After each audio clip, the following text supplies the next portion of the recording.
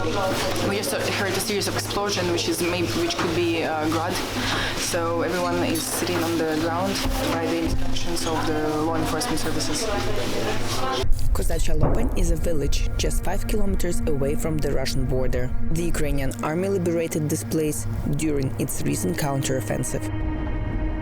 But Russians continue to shell the settlement daily.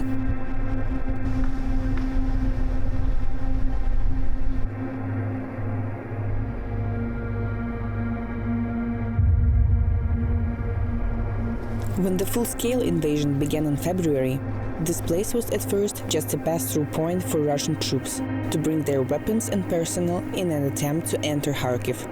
The town was under occupation for 200 days. Life was tough, but Ukrainians are tougher. Village head Lyudmila Vakulenko is a perfect example. Although she could have fled, she didn't. Instead, she decided to fight the occupation not with guns, but with pure wit.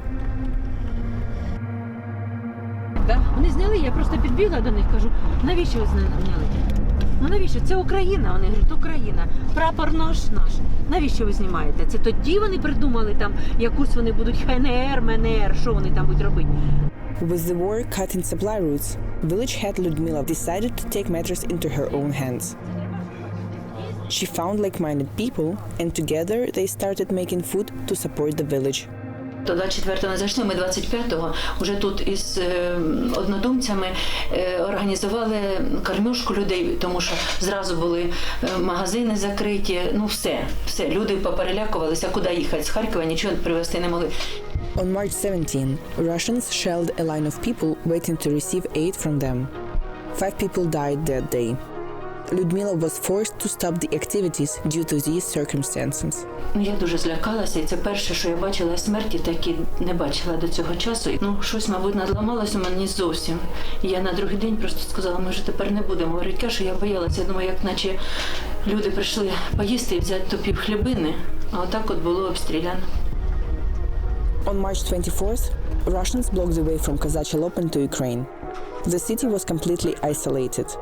Some people, however, managed to escape from Russian-controlled territory by foot. Люди до мене приходили. Свою печатку я носила з собою. Якраз 200 днів було, 11 вересня, коли звільнили. 200 днів вона була. І люди наші приходили до мене, брали довідки, бо дуже багато вони позабирали в людей паспортів, все.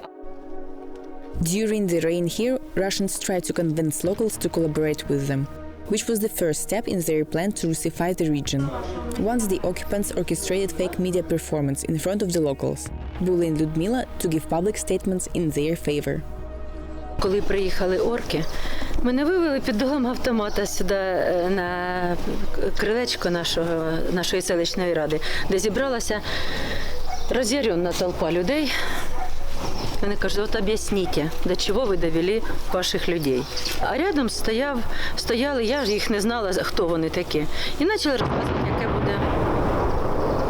Прилетіло туди, так?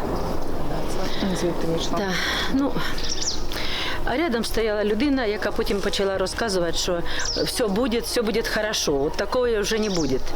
Цього достатньо було. Вони сказали, що тепер стара влада співпрацює з новою владою. Вона ще й не влада та була. Teachers were forced to work for the occupants, but Natalia and 4 other teachers refused to collaborate. They preferred to be jobless than work for the enemy. Влітку якось так заходилися, вони, я не знаю, сказали, ми формуємо бюджет і будемо закладати для вчителів на навчальний рік. І запрошували нас до селищної ради. І ми тоді всі пішли, нас 5 прийшло, хто тут залишався з колег. Ми всі категорично відмовилися писати те, що нам підписувати, те, що нам пропонували, так. Symbolism and propaganda were used to influence both locals and Russian soldiers. Numerous findings from inside abandoned headquarters will serve as evidence in future investigations into Russian war crimes. Also, what's interesting, we can see a lot of propagandist materials that Russians use to encourage their soldiers to keep fighting in Ukraine.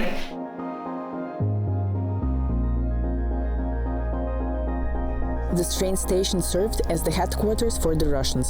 A few days after retreating, they attacked this place in an attempt to destroy the evidence. An example is this prison in a former customs office building, where people were tortured. The inhabitants recall being helplessly exposed to their occupiers. All it took for a soldier to humiliate someone was that soldier's bad mood. Мы здесь были как закрытые собаки. Звонить нельзя, никуда идти нельзя. Чуть потемнело, уже бегают. А у нас тут соседку так на колени ставили. Мразь, на колени! Она ехала от своей сестры домой. The situation at the border is still very tense. Russians continue to terrorize locals by shelling the village every day. But their spirit remains unbroken, and the inhabitants of Kozacha Lopan are sure the worst is already over, and Ukraine will be victorious. Ні, ми відбудуємо, де ще краще. Ніколи я їм не пробачу цього, що вони зробили з селищем, з нашим, що вони взагалі з України, з усієї.